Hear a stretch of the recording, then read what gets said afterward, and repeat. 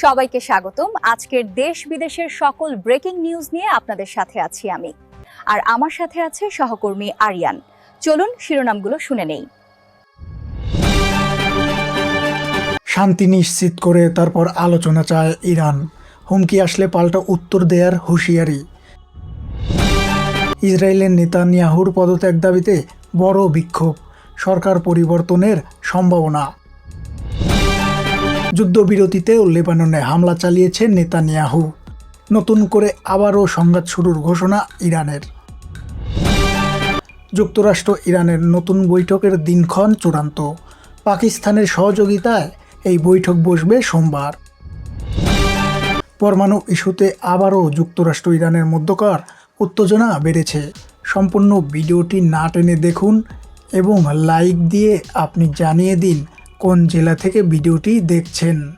Hormuz প্রণালী পুরোপুরি খুলে দেওয়ার ঘোষণার পরদিনই আবারও তা বন্ধ ঘোষণা করেছে ইরান। দেশটির বন্দরগুলো ঘিরে মার্কিন অবরোধ অব্যাহত থাকায় এমন সিদ্ধান্ত নেয় তেহরান। এ অবস্থায় যুদ্ধবন্ধে দুই দেশের কর্মকর্তাদের মধ্যে দ্বিতীয় দফার সরাসরি বৈঠক নিয়ে অনিশ্চয়তা তৈরি হয়েছে। বৈঠকের আগে সমঝোতার রূপরেখা চূড়ান্ত করার ওপর গুরুত্বারোপ করেছেন ইরানের উপপররাষ্ট্রমন্ত্রী সায়েদ খাতিবজাদে।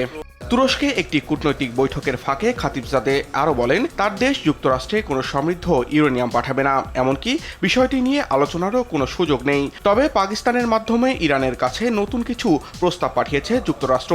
ইরান সেই প্রস্তাবগুলো পর্যালোচনা করছে, যদিও আলোচনার জন্য আর কোনো ছাড় না দেওয়ার হুঁশিয়ারি দিয়েছে তেহরান।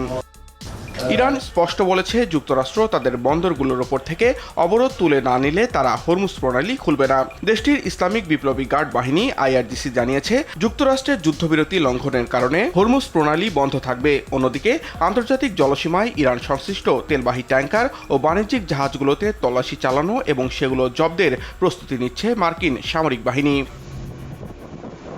এদিকে যুদ্ধবিরতি সত্ত্বেও দক্ষিণ লেবাননে হামলা চালাচ্ছে ইসরায়েল। তাদের দাবি, গাজার মতো লেবাননেও সীমাবদ্ধতা নির্দেশক হলুদ রেখা আরোপ করা হয়েছে। লেবাননে এক ফরাসি শান্তিরক্ষী সেনাকে হত্যার ঘটনায় হিজবুল্লাহকে দায়ী করেছেন ফরাসি প্রেসিডেন্ট ইমানুয়েল ম্যাক্রো, যদিও এই হামলার অভিযোগ অস্বীকার করেছে সশস্ত্র গোষ্ঠীটি। সামিউল শিহাব, RTV। মার্কিন নিষেধাজ্ঞা সাময়িকভাবে শিথিল হওয়ার দীর্ঘ 9 বছর পর ইরান থেকে 20 লাখ ব্যারেল তেল আমদানি করছে ভারত। তবে চমকপ্রদ বিষয় হলো, যুক্তরাষ্ট্রের নজরদারি এড়াতে ডলারের বদলে চীনের মুদ্রা ইউয়ানে পরিশোধ করা হয়েছে এই তেলের মূল্য। বিশেষজ্ঞরা মনে করছেন, পেট্রো ডলারের বিকল্প হিসেবে এই পদক্ষেপ বৈশ্বিক ভূ রাজনীতি ও জ্বালানি অর্থনীতিতে বড় ধরনের পরিবর্তনের ইঙ্গিত দিচ্ছে। বিস্তারিত জানাচ্ছেন সামিউল শিহাব। মার্কিন নিষেধাজ্ঞা সাময়িকভাবে শিথিল, আর সেই সুযোগেই এমন এক পদক্ষেপ নিল ভারত, যা শুধু জ্বালানি বাজার নয়, ভূ রাজনীতিতেও নতুন প্রশ্ন তুলেছে। ভাবুন তো, ইরান থেকে তেল কিনছে ভারত, কিন্তু ডলারে নয়, চীনের মুদ্রা ইউয়ানে পরিশোধ করছে সেই মূল্য। ইসলামাবাদের এত দৌড়ঝাঁপের পরও শঙ্কায় ইরান যুক্তরাষ্ট্র। দ্বিতীয় দফার শান্তি আলোচনা। যুক্তরাষ্ট্র বলছে, আসন্ন আলোচনা নিয়ে বড় মতপার্থক্য নেই ওয়াশিংটন তেহরানের। তবে সোমবার পাকিস্তানের সম্ভাব্য বৈঠকে অংশ নেওয়ার বিষয় এখনও নিশ্চিত করেনি ইরান। আগে সমঝোতার রূপরেখা নিশ্চিতের শর্তে শান্তি আলোচনায় বসতে চায় তেহরান। চুক্তি নিয়ে দর কষাকষিতে ইরানের ট্রাম্প কার্ড হরমুজ প্রণালী। নিজেদের বন্দরগুলোর ওপর থেকে যুক্তরাষ্ট্র অবরোধ না তুললে হরমুজ প্রণালী বন্ধ রাখার ঘোষণা দিয়েছে ইরানের ইসলামিক বিপ্লবী গার্ড। প্রণালীর দিকে আসা যে কোনো জাহাজকে শত্রুর সহযোগী বলে বিবেচনা করার কথা জানিয়েছে তেহরান। নিষেধাজ্ঞা উপেক্ষা করলে হামলার হুঁশিয়ারি IRGCর। ইসলামাবাদেই হতে পারে এই বৈঠক। ওই কর্মকর্তারা জানান, আলোচনার জন্য দুই দেশের প্রতিনিধিরা আগামীকাল অর্থাৎ রোববার ইসলামাবাদে পৌঁছানোর কথা রয়েছে, যদিও এ বিষয়ে নিশ্চিত করে কিছু জানায়নি যুক্তরাষ্ট্র। এর আগে গেল সপ্তাহে ইসলামাবাদে অনুষ্ঠিত হয় দুই দেশের মধ্যে আলোচনা, তবে তা কোনো চুক্তি ছাড়াই শেষ হয়। ধারণা করা হচ্ছে, দ্বিতীয় দফার বৈঠকে কোনো সমঝোতায় পৌঁছাতে পারে ইরান যুক্তরাষ্ট্র। আমরা ইরানের সঙ্গে যৌথভাবে বড় বড় খনন যন্ত্র ব্যবহার করে নিউক্লিয়ার ডাস্ট তুলব। হামলার গভীরতার কারণে বড় আকারের যন্ত্রের প্রয়োজন হবে। এরপর ওই পারমাণবিক অবশিষ্ট অংশগুলো যুক্তরাষ্ট্রে নিয়ে আসা হবে। পুরো প্রক্রিয়াটি খুবই সোজা। অবশ্য মার্কিন প্রেসিডেন্ট ট্রাম্পের এমন দাবি প্রত্যাখ্যান করেছে ইরান। এই ইস্যুকে রেডলাইন আখ্যা দিয়ে দেশটির পররাষ্ট্র মন্ত্রণালয়ের মুখপাত্র ইসমাইল বাঘেই জানিয়েছেন, সমৃদ্ধকৃত ইউরেনিয়াম অন্য কোথাও স্থানান্তর করছে না তারা। در رابطه با هیچ یک از আমি আপনাদের নিশ্চিত করছি ইরানের সমৃদ্ধকৃত ইউরেনিয়াম অন্য কোথাও স্থানান্তর করা হবে না। ইরানের মাটি যেমন আমাদের কাছে পবিত্র, তেমনি এই বিষয়টিও খুবই গুরুত্বপূর্ণ। پروژه بلکه এদিকে মার্কিন কর্মকর্তাদের বরাতে আন্তর্জাতিক বিভিন্ন গণমাধ্যমের দাবি ইউরেনিয়াম হস্তান্তরের বিনিময়ে ইরানের জব্দকৃত ২০ মিলিয়ন অর্থ মুক্ত করে দেবে যুক্তরাষ্ট্র। তবে এ দাবি নাকচ করে সামাজিক মাধ্যমে ট্রাম্প লিখেছেন, ইরান ইউরেনিয়ামের মজুদ ছাড়লেও এ বিষয়ে কোনো প্রকার আর্থিক লেনদেনে জড়াবে না ওয়াশিংটন। ইসরায়েলি হামলায় প্রায় ধ্বংস হয়ে গেছে লিটানি নদীর ওপরের এই সেতুটি, অচল অন্যান্য সীমান্তবর্তী ক্রসিংও। তাই ক্ষতিগ্রস্ত এই সেতুটি দিয়েই নিজ ঠিকানায় ফিরছেন যুদ্ধবিরতির খবরে উল্লাসিত লেবানিজরা। প্রায় ৬ সপ্তাহের পাল্টাপাল্টি সংঘাতের পর বৃহস্পতিবার এলো ১০ দিনের সাময়িক যুদ্ধবিরতির ঘোষণা। কিন্তু এরপরও কমছে না ইসরায়েল ও লেবাননের মধ্যকার উত্তেজনা। হিজবুল্লাহকে নিরস্ত্রীকরণে বদ্ধপরিকর ইসরায়েল। দক্ষিণের সীমান্তবর্তী সংকীর্ণ অঞ্চলগুলোয় অব্যাহত থাকবে হিজবুল্লাহ নির্মূল অভিযান। বিবৃতিতে নিজেদের দীর্ঘমেয়াদী পরিকল্পনার কথা জানিয়েছেন ইসরায়েলি প্রতিরক্ষামন্ত্রী ইসরায়েল কাটস। হিজবুল্লাহকে সামরিক বা রাজনৈতিকভাবে নিরস্ত্র করাই আমাদের লক্ষ্য ছিল এবং সেটাই থাকবে। এ বিষয়ে আমরা দৃঢ় প্রতিজ্ঞ। যেসব এলাকা দখল করে সন্ত্রাসী মুক্ত করা হয়েছে সেগুলো আইডিএফ এর নিয়ন্ত্রণেই থাকবে। সীমান্ত রেখা বরাবর পূর্বের হেরমন এলাকা পর্যন্ত ১০ কিলোমিটার এলাকায় ইসরায়েলি সেনাবাহিনীর নিয়ন্ত্রণাধীন সংকীর্ণ নিরাপত্তা অঞ্চল হিসেবে থাকবে, যার মাঝে লেবাননের সীমান্তবর্তী গ্রামগুলো অন্তর্ভুক্ত। এদিকে প্রথমবারের মতো টেলিভিশনের পর্দায় জনগণের উদ্দেশ্যে দেওয়া ভাষণে নিজেদের শক্ত অবস্থানের কথা জানান দিলেন লেবাননের প্রেসিডেন্ট জোসেফ আউন। সরাসরি নাম উল্লেখ না করে ইরান ও হিজবুল্লাহর প্রতি কড়া মন্তব্য করেন তিনি। বলেন, ইরানের সমর্থনে ইসরায়েলে হামলা চালিয়ে লেবাননকে একটি আঞ্চলিক যুদ্ধে টেনে নিয়ে গেছে হিজবুল্লাহ, যা থেকে বেরিয়ে আসতে একটি স্থায়ী চুক্তির লক্ষ্যে কাজ করবে লেবানন সরকার। সাময়িক যুদ্ধবিরতিতে কার্যকর ভূমিকা রাখায় মার্কিন প্রেসিডেন্ট ডোনাল্ড ট্রাম্পকে ধন্যবাদও জানান তিনি। নিষেধাজ্ঞা সাময়িকভাবে শিথিল, আর সেই সুযোগেই এমন এক পদক্ষেপ নিল ভারত, যা শুধু জ্বালানি বাজার নয়, ভূ রাজনীতিতেও নতুন প্রশ্ন তুলেছে। ভাবুন তো, ইরান থেকে তেল কিনছে ভারত, কিন্তু ডলারে নয়, চীনের মুদ্রা ইউয়ানে পরিশোধ করছে সেই মূল্য। হ্যাঁ, ঠিকই শুনছেন। বিভিন্ন আন্তর্জাতিক গণমাধ্যম বলছে ভারতের বড় তেল শোধনাগারগুলো ইন্ডিয়ান অয়েল কর্পোরেশন এবং রিলায়েন্স ইন্ডাস্ট্রিজ ইরানি তেল কিনে তার দাম পরিশোধ করছে আইসিআইসিআই ব্যাংকের সাংহাই শাখার মাধ্যমে ইউয়ানে।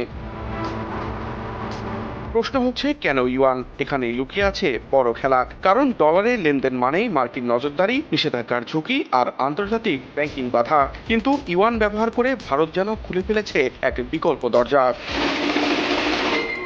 আর এই ঘটনা ঘটছে এমন সময়ে যখন ওয়াশিংটন 30 দিনের জন্য ইরান ও রাশিয়ার তেল বাণিজ্যে নিষেধাজ্ঞা শিথিল করেছিল, মূলত বিশ্ববাজারে বাড়তি তেলের দাম ঠেকাতে। সেই সুযোগে প্রায় 9 বছর পর প্রথমবার ভারত আমদানি করেছে প্রায় 20 লাখ ব্যারেল ইরানি তেল, আর এর মূল্য প্রায় 20 কোটি ডলার। শুধু তাই নয়, 4টি ইরানি তেলবাহী জাহাজ ভারতীয় বন্দরে ফিরেছে, যার অন্তত একটি ইতোমধ্যে তেল খালাসও করেছে। এখন প্রশ্ন হলো, এটি কি শুধু সাময়িক জ্বালানি কেনাবেচা, নাকি এর ভেতরে আরো বড় কৌশল রয়েছে?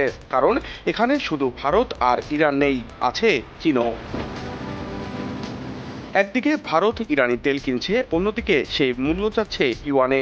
মানে মার্কিন ডলারের বাইরে এক বিকল্প জ্বালানি অর্থনীতি কি ধীরে ধীরে গড়ে উঠছে? অনেকে বলছেন এটি হতে পারে পেট্রো ডলারের জন্য সতর্ক সংকেত। কারণ যদি বড় বড় অর্থনীতি ডলার বাদ দিয়ে জ্বালানি বাণিজ্যে অন্য মুদ্রা ব্যবহার শুরু করে, তাহলে বৈশ্বিক আর্থিক শক্তির ভারসাম্য বদলাতে পারে। কিন্তু নাটক এখানেই শেষ নয়, কারণ মার্কিন বাণিজ্যমন্ত্রী স্কট বেসেন্ট স্পষ্ট জানিয়ে দিয়েছেন এই ছাড় আর বাড়ানো হবে না। তাহলে প্রশ্ন, ভারত কি শেষ মুহূর্তে সুযোগ কাজে লাগালো, নাকি এটি ভবিষ্যতের জন্য পরীক্ষা? আরও বড় প্রশ্ন, যদি নিষেধাজ্ঞা আবার পুরোপুরি ফিরে আসে, তাহলে কি ইউএন ভিত্তিক পথ গোপনে চালু থাকবে? কারণ ইতিহাস বলছে জ্বালানি শুধু ব্যবসা নয়, এটি কূটনীতি, এটি ক্ষমতা, এটি যুদ্ধের ভাষা হতে পারে। আর এখন যে দৃশ্য দেখা যাচ্ছে, ইরানের তেল ভারতের ক্রয়, চীনের মুদ্রা, এটি কি কেবল একটি লেনদেন, নাকি তৈরি হচ্ছে নতুন ত্রিমুখী জ্বালানি জোট, যেখানে ডলার থাকবে বাইরে? সেটি এখন কোটি ডলারের প্রশ্ন।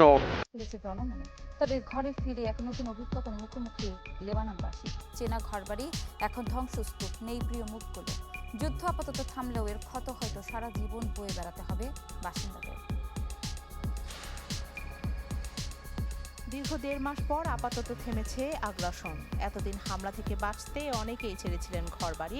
যুদ্ধবিরতির খবরে নিজ ঘরে ফিরেছেন অনেক লেবাননবাসী। তবে জায়নবাদীদের হামলায় চেনা জায়গাগুলোর অবস্থা এখন এতটাই করুণ যে যে তা চেনার উপায় নেই। শান্তির নীড় পরিণত হয়েছে ধ্বংসস্তূপে, যেন আস্ত এক কংক্রিটের পাহাড়। বাড়ির মানুষ ফিরলেও নেই আরামের অবসর। ধ্বংসস্তূপ পরিষ্কার করে ভাঙাচোরা ঘরবাড়িকে বাসযোগ্য করতে ব্যস্ত বাসিন্দারা। ঘরের আনাচে কানাচে ছড়িয়ে ছিটিয়ে থাকা কাপড় চোপড়, আসবাব আঁকড়ে ধরে অনেকেই হাতড়ে বেড়াচ্ছেন পুরনো স্মৃতি। ঘরে ফিরে ধ্বংসাবশেষ ছাড়া আর কিছুই দেখছি না। এতদিন আমি বোনের বাড়িতে পালিয়েছিলাম। আমার স্বামীর এই ছবি ছাড়া এখানে আর কিছুই নেই।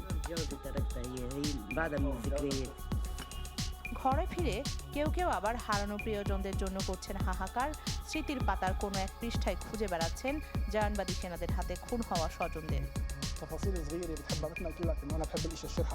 যেদিন আমাদের এখানে হামলা হলো, আমার স্ত্রী ট্রমাটাইজ হয়ে গিয়েছিল। আমি তাকে অনেকভাবে শান্ত করার চেষ্টা করেছিলাম। এখনো সেদিনের ভয়াবহ স্মৃতি মনে পড়লে খারাপ লাগে। ফিরে আসা বাসিন্দাদের অনেকেই স্থায়ীভাবে থাকার কথা চিন্তা করলেও শঙ্কায় আছেন যে কোনো সময় যুদ্ধবিরতি ভেঙে যেতে পারে, যাতে ফের ইসরায়েলের ছোড়া বোমায় কেঁপে উঠতে পারে প্রিয় আবাস কিংবা আঙিনা।